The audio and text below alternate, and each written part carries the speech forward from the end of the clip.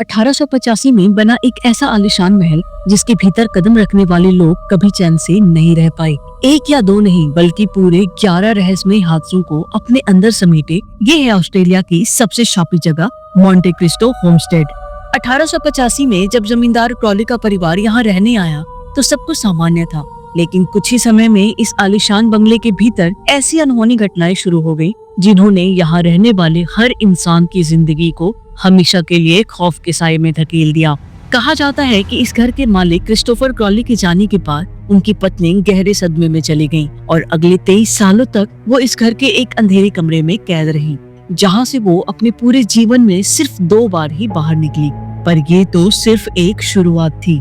इस घर का असली खौफ तब सामने आया जब क्रॉली के परिवार की एक नन्ही बच्ची रहस्यमयी तरीके से लकड़ी की सीढ़ियों से नीचे गिर गई।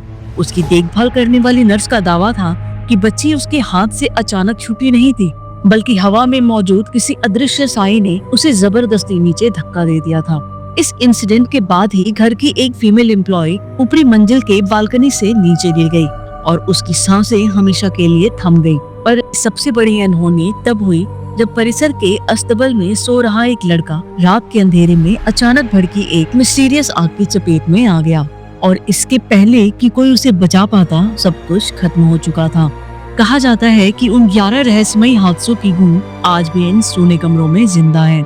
यहाँ रिसर्च करने वाली पैरानॉर्मल टीम्स का कहना है कि इस खाली हवेली की हवाएं अचानक बर्फ जैसी ठंडी हो जाती हैं और लाइटें अपने आप जलने बुझने लगती हैं।